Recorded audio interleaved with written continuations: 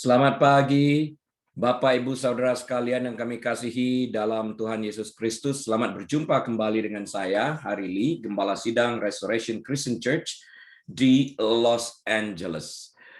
Pagi hari ini kita akan membahas dosa dalam gereja yang akan saya ambil dari 2 Tesalonika 2 ayat 1 sampai dengan 4. Hari ini hari Minggu tanggal 11 Juli tahun 2021. Mari kita berdoa terlebih dahulu. Bapa Surgawi, kami mengucapkan syukur dan terima kasih karena kami boleh mendengarkan sebagian daripada kebenaran firman-Mu yang pasti memerdekakan kami. Berbicaralah kepada kami ya Bapa.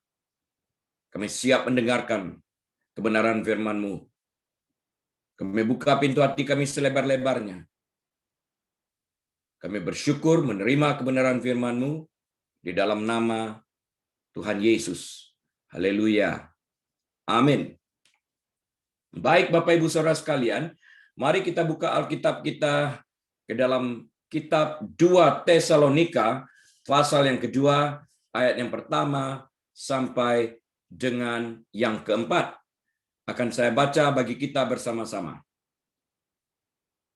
Ayat yang pertama, tentang kedatangan Tuhan kita Yesus Kristus dan terhimpunnya kita dengan Dia, kami minta kepadamu, saudara-saudara, ayat 2, supaya kamu jangan lekas bingung dan gelisah, baik oleh ilham roh maupun oleh pemberitaan atau surat yang dikatakan dari kami, seolah-olah hari Tuhan telah tiba.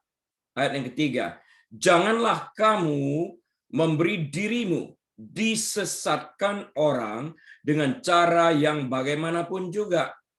Sebab sebelum hari itu haruslah datang dahulu murtad dan haruslah dinyatakan dahulu manusia durhaka yang harus binasa. Ayat yang keempat, yaitu lawan yang meninggikan diri di atas segala yang disebut atau yang disembah sebagai Allah. Bahkan ia duduk di bait Allah dan mau menyatakan diri sebagai Allah. Nah, Bapak Ibu Saudara sekalian, surat 2 Tesalonika yang ditulis oleh Rasul Paulus ini banyak membahas soal akhir zaman.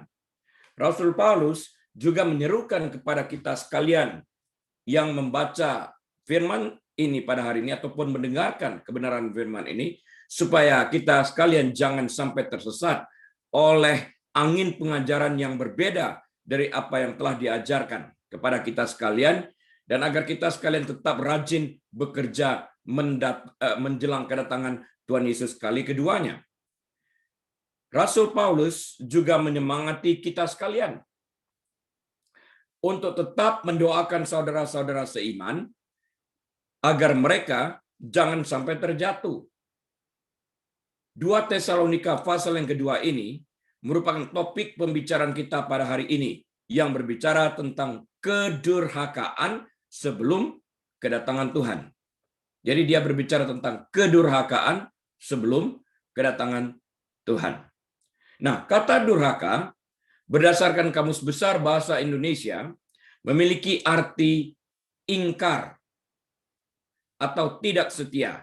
Dalam konteks pengertian kekristenan, tidak setia kepada Tuhan dan firman-Nya dalam arti memilih untuk memberontak kepada Yesus Kristus.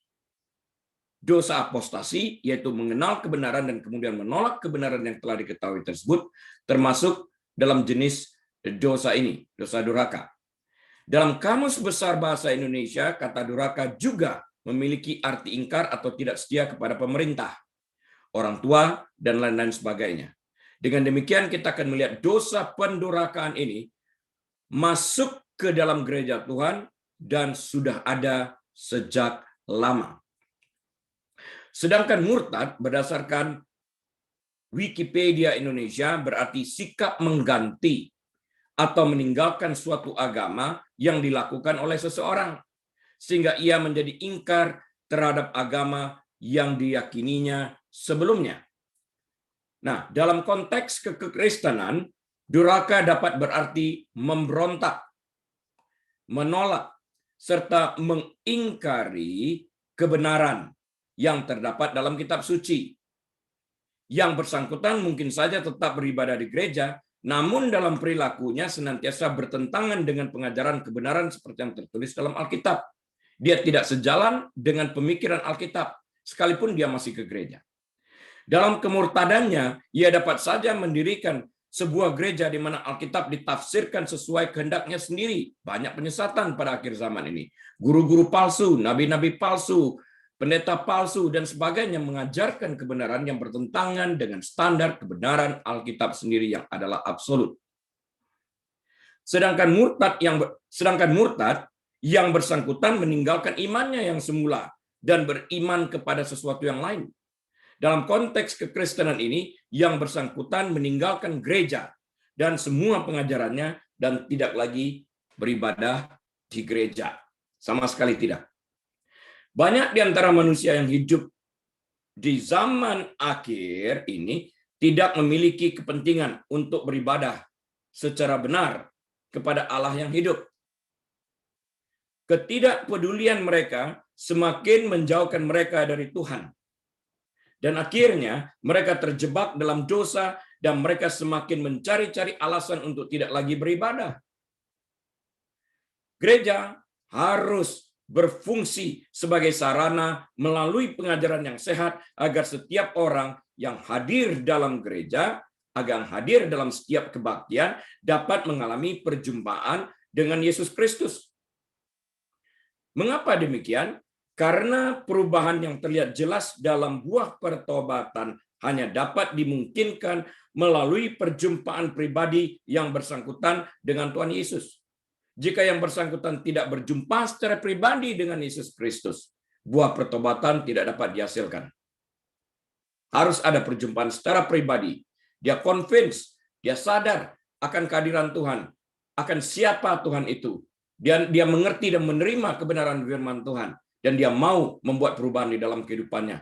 Terjadilah perubahan tersebut. Sarana yang disiapkan gereja dalam bentuk pengajaran semata-mata tidak cukup. Setiap orang yang hadir dalam setiap kebaktian juga harus mempunyai keinginan untuk bertobat dan menghasilkan buah yang sesuai dengan pertobatan tersebut di dalam kehidupan mereka. Kerjasama antara pengajaran yang sehat yang disiapkan gereja dan pertobatan yang nyata akan menghasilkan buah pertobatan yang manis. Namun demikian, Bapak, Ibu, dan saudara sekalian, sesuai dengan ayat yang ketiga yang telah kita baca bersama-sama di atas tadi, janganlah kita memberikan diri kita disesatkan orang dengan cara bagaimanapun juga. Alkitab jelas mengatakan, jangan memberikan diri kita untuk disesatkan. Artinya kita harus sadar, waspada di dalam segala keadaan. Karena Alkitab pun berkata, iblis pun berjalan seperti singa meraung, siap untuk menerkam orang yang dapat diterkam melalui pengajaran palsu, melalui penyesatan dan sebagainya ini. Setiap firman yang kita dengar haruslah kita teliti dengan benar. Untuk apa? Untuk menghindari pelencengan-pelencengan yang ada. Seperti yang tertulis dalam Acts 17 ayat 11 versi New King James Version. Jangan baca yang versi bahasa Indonesia, terjemahannya berbeda. Nah, konteks dalam Acts 17 ayat 11 ini pada hakikatnya Rasul Paulus mengajak para jemaat untuk menyelidiki kebenaran firman Tuhan dan bukan menerimanya mentah-mentah, sehingga setiap pelencengan dapat dihindarkan tepat pada saatnya, sehingga kita dapat menghindarkan diri kita dari penyesatan-penyesatan yang disampaikan oleh pengajar-pengajar palsu. Saya juga mengajak setiap jemaat untuk menyelidiki kebenaran firman Tuhan dan melacaknya apakah yang saya sampaikan ini sesuai dengan kebenaran firman Tuhan.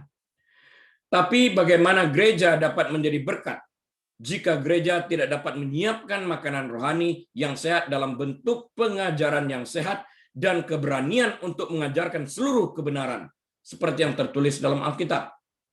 Nah, Rasul Paulus pun dalam Efesus pasal yang ke-6 ayat 19 dan 20, Efesus 6 ayat 19 dan 20, memohon agar jemaat di Efesus juga mendoakannya agar kepadanya diberikan keberanian untuk memberitakan Injil. sehingga ia dapat berbicara dalam arti menyampaikan firman itu apa adanya. Ayat 19 dari Efesus pasal yang ke-6, saya kutip untuk kita bersama-sama. Juga untuk aku, ini Rasul Paulus, supaya kepadaku, jika aku membuka mulutku, dikaruniakan perkataan yang benar, agar dengan keberanian aku memberitakan rahasia Injil. Ayat 20, yang kulayani sebagai utusan yang dipenjarakan. Berdoalah supaya dengan keberanian aku menyatakannya sebagaimana seharusnya aku berbicara. Nah, ini kuncinya. Berdoalah. Berdoa bagi siapa? Bagi Rasul Paulus pada saat itu, supaya dengan keberanian Rasul Paulus dapat menyatakan dan berbicara sebagaimana dia harus berbicara untuk menyampaikan seluruh kebenaran firman itu tanpa menyembunyikan kebenaran firman tersebut karena takut kepada para pendengar. Untuk dapat memberitakan firman sebagaimana firman itu adanya, bukan hanya dibutuhkan keberanian dalam menyampaikannya, tapi dibutuhkan juga keberanian dalam menanggung resiko akibat pemberitaan itu. Rasul Paulus seringkali menghadapi resiko akibat pemberitaannya. Bukan hanya Rasul Paulus dan kompanionnya disiksa secara fisik, tapi juga dipenjarakan. Namun Tuhan tidak pernah meninggalkan Rasul Paulus dan temannya yang bersama-sama dengan dia, sepelayanan dengan dia, seperti Silas misalnya. Saat-saat mereka menjalankan konsekuensi akibat pemberitaan firman Tuhan tersebut yang mereka sampaikan dengan berani. Selain itu, keberanian dalam menyampaikan kebenaran firman itu juga dapat merusak popularitas. Jadi, selain itu popularitas orang yang memberitakan firman dengan keberanian pun akan hilang. Akibat memberitakan kebenaran firman Tuhan sepenuhnya, sebuah gereja dapat bertumbuh atau menjadi kosong akibat firman Tuhan disampaikan sepenuhnya dengan berani. Orang suka, orang mencari kebenaran seperti itu, gereja bertumbuh, atau orang merasa tidak suka karena merasa terancam dengan kebenaran firman Tuhan sementara mereka masih hidup di dalam dosa. Maka mereka meninggalkan gereja tersebut. Hal lain yang dapat kita pelajari hari ini sehubungan dengan pertumbuhan gereja adalah bahwa gereja telah kehilangan karakter dasarnya sebagai pewarta kebenaran dan menerima orang apa adanya dengan kasih. Namun, berani memberitakan kebenaran dan berani memberikan teguran dengan kasih. Bukan hanya kita berani memberitakan firman dengan kasih, tapi kita juga harus menerima orang-orang dengan kasih. Namun pada saat yang sama kita harus berani juga menegur dengan kasih. Inilah gereja yang memiliki balance di dalam menjalankan ministrinya. Filosofi dunia sangat membanjiri gereja pada hari-hari ini. Demikian juga Injil Kemakmuran dan tidak kalah pulpit berubah fungsi menjadi tempat stand up comedy. Semakin pintar seorang hamba Tuhan melawak, semakin terkenal hamba Tuhan itu. Yang harus menjadi pertanyaan dasar bagi kita sekalian adalah di mana keberadaan Yesus sebagai kepala gereja dalam kebaktian seperti itu. Bukankah pulpit telah mengalami pencemaran oleh segolongan orang yang tidak bertanggung jawab, di mana pulpit bukan lagi dipergunakan untuk menyampaikan kebenaran firman Tuhan. Pulpit adalah milik Tuhan untuk menyampaikan isi hati Tuhan, bukan untuk menyampaikan isi hati manusia. Bukan untuk menyampaikan filosofi, bukan untuk stand up comedy, tapi untuk kebenaran firman Tuhan. Bagaimana dengan jemaat yang datang ke gereja? Apakah mereka juga ikut bertanggung jawab terhadap dosa yang berkembang dalam gereja? Nah, tadi kita telah mengatakan di dalam Acts 17 ayat 11, Acts 17 ayat 11 New King James Version, secara jelas mengajarkan kepada kita bahwa kita sekalian ikut bertanggung jawab untuk menyelidiki firman Tuhan yang kita dengar dan yang disampaikan kepada kita setiap hari. Apakah benar demikian? Artinya tanpa manipulasi dalam penyampaiannya. Artinya interpretasinya benar di dalam hal ini. Saya akan bacakan bagi kita sekalian Acts 17 ayat 11 dari versi New King James Version. Saya kutip. These were more fair-minded than those in Thessalonica, in that they received the word with all readiness and searched the scriptures daily to find out whether these things were so. Jadi mereka menyelidiki kebenaran firman itu daily, not once in the blue moon, but daily. Setiap hari mereka menyelidiki kebenaran firman Tuhan. Artinya mereka merenungkan, membaca firman Tuhan setiap hari, bukan sesekali. Berbeda antara setiap hari dan sesekali, beda banget ya. Fakta menunjukkan sebagian besar pengunjung gereja bertumbuh besar dalam lingkungan yang akrab dengan gereja. Mulai dari kakek, orang tua, anak-anak, dan sekarang para cucu mereka semuanya pergi ke gereja. Banyak dari antara pengunjung gereja yang tidak tahu alasan yang sebenarnya mengapa mereka ke gereja. Satu hal yang mereka tahu adalah karena hari Minggu adalah hari untuk ke gereja. Dan hal ini sudah mereka lakukan turun-temurun. Tetapi mengapa mereka pergi ke gereja, mereka juga tidak memiliki jawaban yang konkret. Nggak tahu. Dengan perkataan lain, pergi ke gereja adalah sebuah kebiasaan yang telah mereka lakukan turun-temurun. Karena itu yang harus dilakukan orang Kristen pada hari Minggu. Jadi mereka mengikuti kebiasaan yang ada, sebuah tradisi. Jika mereka tidak pergi ke gereja pada hari Minggu, maka mereka merasa ada sesuatu kekurangan, ada sesuatu yang kurang, dan mereka merasa tertuduh, dan mereka merasa bersalah karena ada sesuatu yang kurang pada hari itu yang tidak mereka lakukan.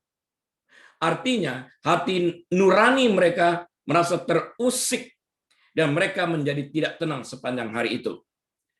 Nah, untuk menenangkan hati nurani mereka yang terusik ini, mereka berjanji kepada diri mereka sendiri untuk mengunjungi gereja minggu depan. Namun, hal ini bukan mereka lakukan karena mereka ingin beribadah untuk mencari Tuhan dan firman-Nya bersama-sama dengan orang percaya lainnya, seperti yang tertulis dalam Ibrani 10, ayat yang ke-25. Tapi untuk meredam perasaan tidak nyaman yang mereka alami 1 minggu sebelumnya, karena hati nurani mereka yang terusik ini, karena mereka tidak menjalankan kebiasaan mereka untuk pergi ke gereja. Nah, saat ini kita baca dan kita renungkan apa yang dikatakan Ibrani 10 ayat 25. Ibrani 10 ayat 25 mengatakan sebagai berikut.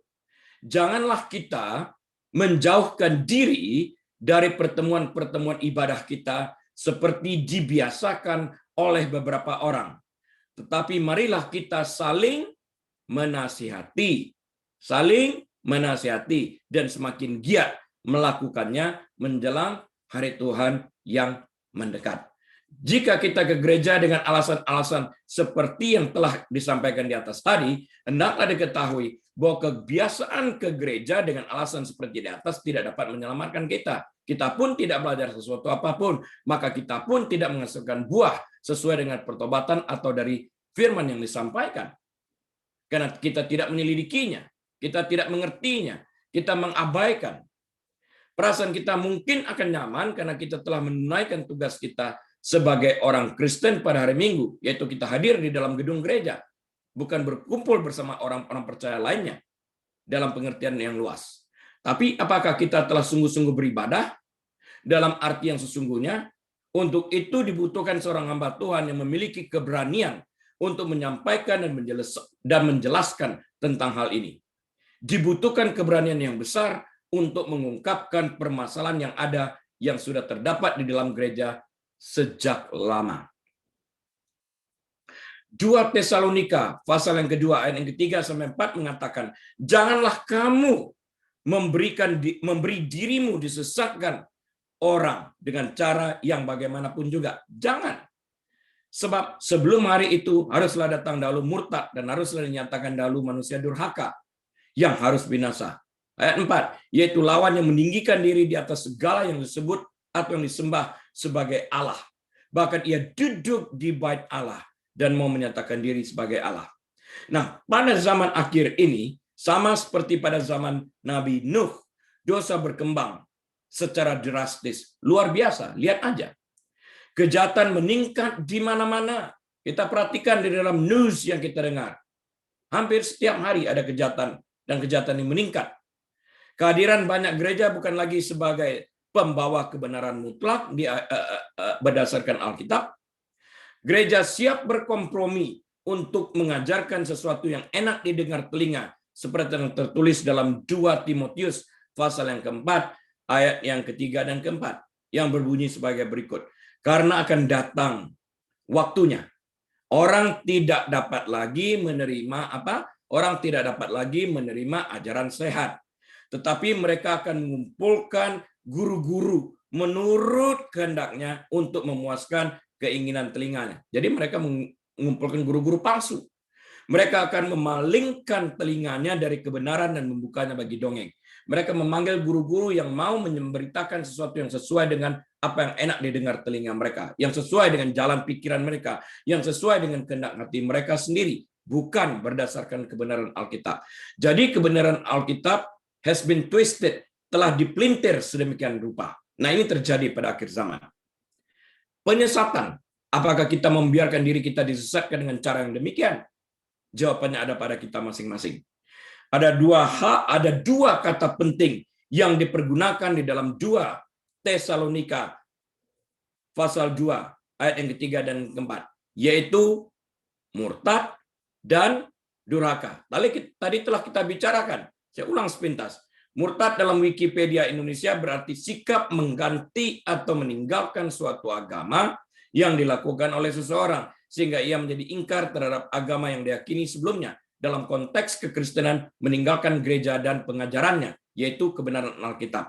Sedangkan durhaka menurut Kamus Besar Bahasa Indonesia adalah ingkar terhadap perintah Tuhan dan kebenaran firman-Nya, juga terhadap orang tua dan sebagainya.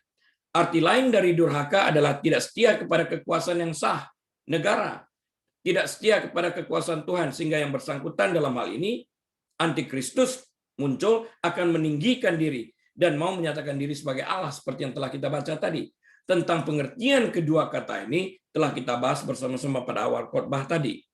Ya, karena di dalam ayat 4 dikatakan di sana, yaitu lawan yang meninggikan diri di atas segala yang disebut atau disembah sebagai Allah. Bahkan ia duduk di bait Allah dan mau menyatakan diri sebagai Allah. Siapa itu? Antikristus. Nah, sebelum sampai ke sana kita harus telah mengerti terlebih dahulu terhadap segala jenis dan bentuk penyesatan yang ada yang masuk ke dalam gereja. Karena itu berhati-hati di dalam segala sesuatu. Semuanya dikemas dengan perasaan, dengan bungkus yang enak dilihat mata, enak didengar telinga. Itu sudah ada sejak di Taman Eden. Enak, kata Hawa, mendatangkan hikmat, lezat rasanya. Semuanya dikemas dengan sesuatu yang baik yang disampaikan oleh iblis dalam wujud ular di Taman Eden. Ini pun dikemas dengan kemasan yang baik pada hari ini. Sebelum kita membahas lebih lanjut tentang murtad dan durhaka yang merupakan dua dosa yang juga terdapat dalam gereja, baiklah terlebih dahulu kita membahas tentang pelencengan yang terjadi dalam gereja yang dilakukan para pemimpin gereja pada hari-hari ini. Tidak hanya di Amerika, Bapak, Ibu, Saudara sekalian, pelencengan dalam gereja terjadi di seluruh dunia, dimanapun juga. Mulai daripada pelecehan seksual, pedofil, kumpul kebo, manipulasi keuangan, sampai penindasan mental dan emosional terhadap staf dan jemaat. Mengenai hal ini juga diungkapkan oleh majalah sekular seperti Time Magazine maupun majalah Kristen seperti Karisma, bahkan masuk dalam siaran televisi. Kita banyak membaca berita-berita tentang hal ini, bahkan oleh hamba-hamba Tuhan yang berkaliber, yang mendapatkan penghormatan dari mancanegara. Mereka jatuh atau menyelubungi dosa mereka, bahkan siap sedia menutup dosa mereka dengan membayarkan jumlah uang yang sangat besar. Namun, tetap apa yang disembunyikan itu muncul ke permukaan. Pepatah Indonesia mengatakan, sepintar-pintarnya orang menyimpan, yang busuk pasti terbau juga, tercium juga. Pemecatan yang dilakukan atas pemimpin gereja seperti ini pada saat mereka tertangkap karena ada yang melaporkan, tidak dilakukan karena alasan dosa imoralitas yang berat yang dilakukan para pemimpin gereja ini, tapi lebih ke arah memalukan nama gereja yang dipimpinnya. Jadi berbeda dalam motif pemecatan tersebut. Dan tidak jarang pemimpin gereja yang melakukan kejahatan seperti ini masuk penjara. Terjadi di mana-mana. Dan ada pula kesalahan mereka yang ditutup demi untuk menjaga nama baik gereja. Apakah kita pada zaman akhir ini masih dapat berjumpa dengan para pemimpin agama seperti para nabi dalam perjanjian lama, Yohanes Pembaptis, serta para rasul yang berani mengatakan kebenaran dan tidak lain daripada kebenaran itu sendiri? Berapa banyak para pemimpin agama yang takut kehilangan popularitas mereka? Mungkin saja mereka takut kehilangan jemaat jika mereka secara berani mengatakan kebenaran apa adanya.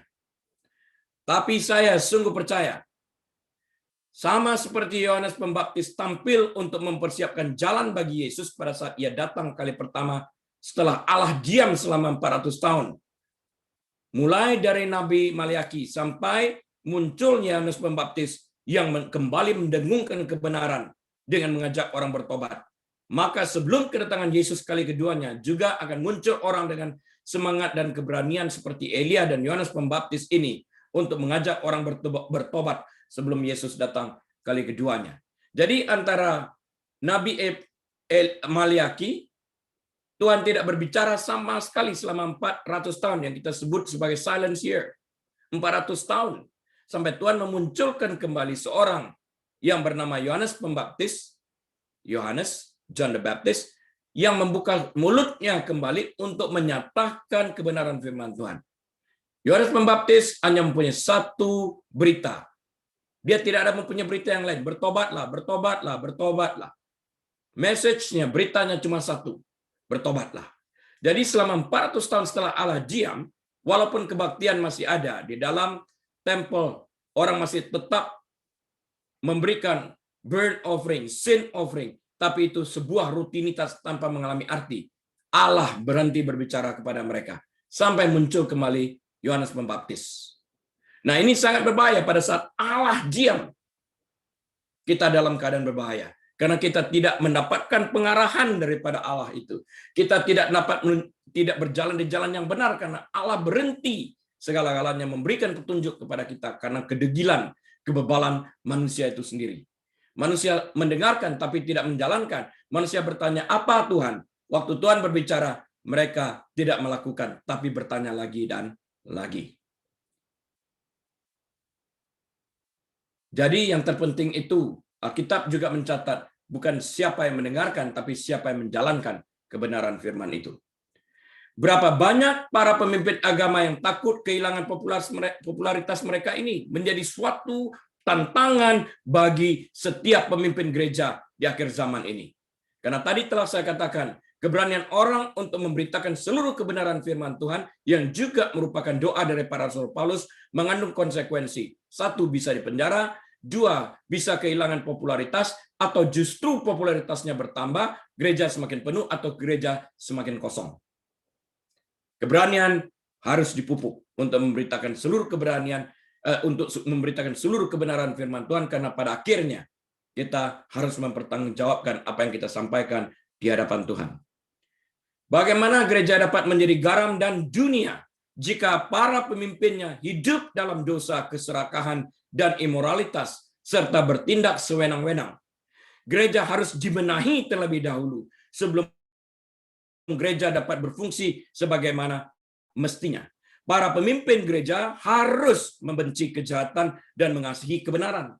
Membenci segala macam bentuk keserakahan, mementingkan diri sendiri, dan pola pemerintahan gereja harus sejalan dan ditentukan oleh kebenaran surgawi melalui firman-Nya yang kekal. Kita selaku gereja, yaitu sekumpulan orang percaya, harus menunjukkan kepedulian kita terhadap kekudusan gereja. Dan kita harus berani membenahi diri kita sendiri terlebih dahulu. Bagaimana kita dapat membahas sesuatu yang terjadi di lingkungan sekular selaku orang percaya, yaitu gereja Tuhan? Jika kita tidak hidup menurut kebenaran firman Tuhan.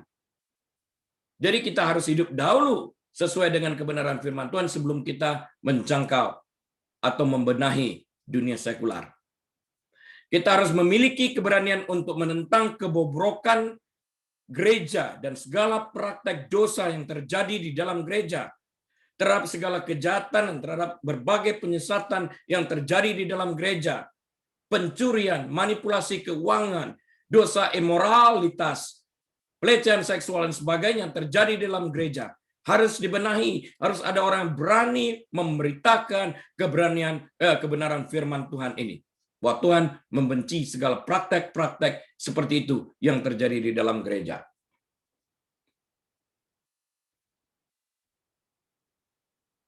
Mata dunia tertuju pada gereja dan mereka tersenyum puas saat membaca berita-berita yang diangkat dalam majalah sekular dan bahkan dalam majalah Kristen seperti Karisma. Bagi dunia, saat mereka membaca berita-berita seperti itu, kita selaku gereja tidak lebih dari sekumpulan orang munafik. Karena orang Kristen ternyata tidak berbeda dari orang dunia dalam hal kejahatan. Kredibilitas dan integritas kita sebagai orang percaya hilang bersamaan dengan munculnya kasus kejahatan seperti itu. Semua kejadian ini ibarat pisau yang menancap di hati kita selaku orang percaya, bukan? Nah, gereja telah meninggalkan Allah dalam kasus-kasus yang seperti ini. Rasul Paulus mengingatkan kita sekalian dalam 2 Tesalonika 3, dalam 2 Tesalonika pasal yang kedua, ayat yang ketiga. Janganlah kamu memberi dirimu disesatkan orang dengan cara yang bagaimanapun juga. Sebab sebelum hari itu, haruslah datang dahulu murtad dan haruslah dinyatakan dahulu manusia durhaka yang harus binasa. Telah dijelaskan di atas tadi, bahwa murtad sebagai orang Kristen berarti meninggalkan Allah dan mengikuti kepercayaannya kepada Yesus Kristus yang sebelumnya telah dinyatakan sebagai Tuhan dan Juru Selamatnya. Mereka meninggalkan ini semuanya untuk beralih kepada sesuatu yang lain, kepada ilah-ilah yang bukan Allah yang hidup dan benar. Dengan perkataan lain, orang yang murtad adalah orang yang berpaling meninggalkan Allah atas dasar pilihannya sendiri. Dan ini adalah bentuk pemberontakan kepada Allah Sang Pencipta itu, dan pemberontakan itu sendiri adalah bentuk ketidaktaatan kepada Sang Pencipta. Sudah barang tentu murtad dalam konteks sebagai seorang Kristen hanya berlaku bagi orang yang pernah membuat komitmen menjadikan Yesus sebagai Tuhan dan Juru Selamatnya, dan kemudian berbalik dengan meninggalkan komitmen tersebut. Apostasi artinya mengenal kebenaran dan menolak kebenaran tersebut. Apostasy means to know the truth and to reject the truth. Mengenal kebenaran dan kemudian menolak kebenaran tersebut. Aku nggak jadi deh, aku tolak, bagiku sudah tidak benar lagi, sudah tidak relevan lagi. Ini dosa kemurtadan setelah mereka mengetahui kebenaran. Semakin orang mengetahui sebuah kebenaran dan kemudian menolaknya, semakin jatuh, semakin dalam jatuhnya nanti di dalam waktu penghakiman tersebut. Perkataan murtad dengan demikian tidak dapat dipergunakan bagi orang yang tidak percaya, karena mereka tidak pernah membuat komitmen dan pernyataannya terhadap Yesus sebagai Tuhan dan Juru Selamat mereka dalam konteks kekristenannya ini. Dalam ayat 3 yang barusan kita baca bersama-sama, Rasul Paulus mengingatkan kita untuk tidak memberi diri kita disesatkan dan dengan cara bagaimanapun juga. Karena efek penyesatan tersebut akan menimbulkan kemurtadan. Kita lihat dalam hari-hari ini, dalam 1 tahun terakhir, banyak sekali kemurtadan yang terjadi, bahkan dari pemimpin-pemimpin gereja. Dalam istilah bahasa Inggrisnya mereka sebut falling away. Berapa banyak kita membaca cerita tentang itu, dan Alkitab telah mengatakan ini harus terjadi terlebih dahulu. Ayat 3 juga mengingatkan kita sekalian, ada 2 hal sebelum kedatangan Tuhan Yesus kali keduanya. Yang pertama, haruslah datang dahulu murtad, dan yang kedua adalah haruslah dinyatakan dahulu manusia durhaka yang harus binasa. Murtad timbul melalui penyesatan, dan penyesatan dilakukan oleh Mesias-Mesias palsu, nabi-nabi palsu, bahkan guru-guru palsu yang berkeliaran di zaman akhir ini. Di mana-mana ada. Tuhan Yesus sendiri telah mengingatkan kita akan hal ini seperti yang tertulis dalam Matius 24, ayat yang ke-24. Saya kutip, Matius 24 ayat 24. Sebab Mesias-Mesias palsu dan nabi-nabi palsu akan muncul. Dan mereka akan mengadakan tanda-tanda yang dahsyat dan mujizat-mujizat. Sehingga sekiranya mungkin mereka menyesatkan orang-orang pilihan juga. Saya ulang, sehingga sekiranya mungkin mereka menyesatkan orang-orang pilihan juga. Artinya orang-orang yang terpilih, orang-orang yang telah menyatakan iman mereka kepada Yesus Kristus, jika memungkinkan orang ini pun disesatkan. Kenapa? Karena mereka tidak menyelidiki kebenaran firman Tuhan seperti yang dikatakan dalam Acts 17 ayat 11 itu. Mereka lengah di dalam hal ini.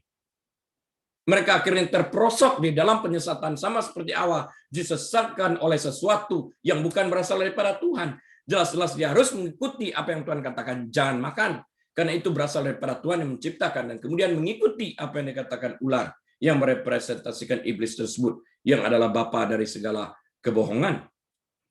Karena itu, sebagai orang-orang pilihan, harus tahu para pengajar yang menyampaikan firman kepada kita dengan menyelidiki kebenaran firman yang disampaikan kepada kita seperti yang tertulis dalam Acts 17 ayat 11 tadi. Agar kita tidak disesatkan oleh pengajaran-pengajaran mereka yang datang dan mengajar bagaikan serigala berbulu domba dengan tujuan memang untuk menyesatkan orang pilihan.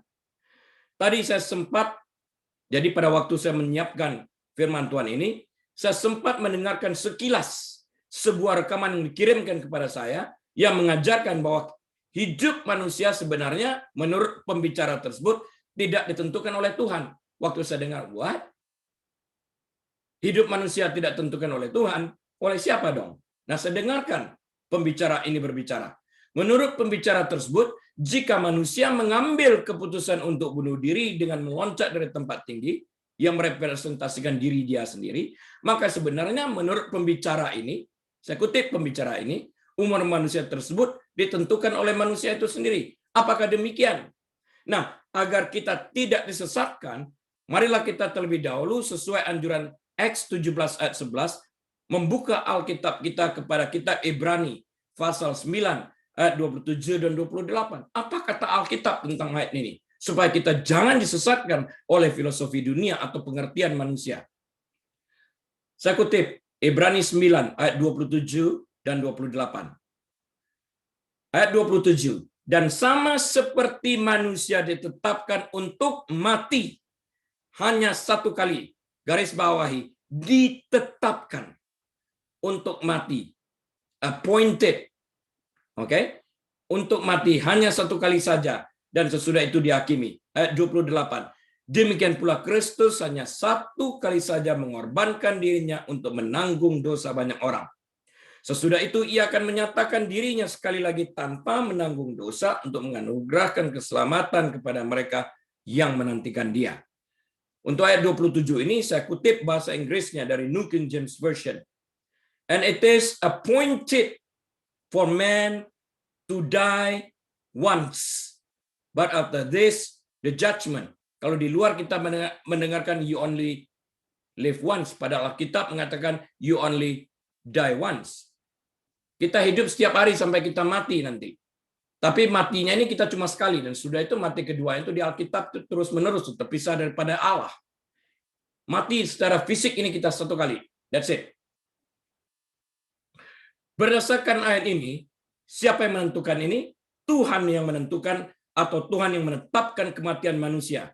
Dan Tuhan memiliki jadwal kematian tersebut karena dialah yang menetapkannya. Apakah kematian tersebut timbul karena tabrakan, perang, musibah penyakit seperti COVID pada hari ini, bunuh diri, atau apa saja? Tuhan yang Maha Tahu telah mengetahui sebelumnya, dan itu pun telah tertulis sebelum segala sesuatu diciptakan. Kita sering mendengarkan tentang Yesaya 46 ayat 10. Saya kutipkan kembali. Yesaya 46 ayat 10 dari New King James Version. Karena kutipan dalam bahasa Indonesia sedikit lari. Nah, saya kutip sebagai berikut. Declaring the end from the beginning, and from ancient times things that are not yet done, saying my counsel shall stand, and I will do all my pleasure. Tuhan mendeklarasikan berdasarkan Yesaya 46 ayat 10 ini, akhir dari segala sesuatu sejak awal. Jadi sejak awal, sebelum segala sesuatu terjadi, Tuhan telah mendeklarasikan akhir daripada segala sesuatu. Kenapa? Karena Ia adalah Allah yang Maha Tahu. Ia tahu akhir dari sebuah cerita jauh sebelum cerita itu dimulai menurut ukuran manusia ini. Penyebab dari kematian pun Tuhan itu tahu sebelum segala sesuatu itu terjadi. Jadi apakah Tuhan tahu bahwa siapa yang akan melakukan bunuh diri? Dia tahu. Ya kan? Jadi itu dia catatkan. Manusia yang ikut bertanggung jawab di dalam hal ini berdasarkan pilihannya, tapi tercatat, appointed by God di dalam hal itu. Tuhan tetapkan itu. Oke, dia membunuh diri tanggal sekian. Tuhan yang memegang kendali kehidupan ini. Namun Tuhan menghargai keputusan, sekalipun, saya ulang, sekalipun Tuhan mengendali kehidupan ini, namun Tuhan menghargai keputusan yang mengambil manusia berdasarkan free will yang diberikannya kepada manusia pada saat Ia menciptakan manusia. Yesaya 38:5 menjelaskan kepada kita juga, Yesaya 38 ayat 5. Tuhan juga dapat memperpanjang umur. Dikatakan seperti gini, pergilah dan katakanlah kepada Hizkia, beginilah firman Tuhan, Allah Daud, bapa leluhurmu, telah kudengar doamu. Jadi Hizkia berdoa kepada Tuhan untuk memperpanjang umurnya. Dan telah kulihat air matamu. Sesungguhnya aku akan memperpanjang hidupmu 15 tahun lagi. Tuhan perpanjang.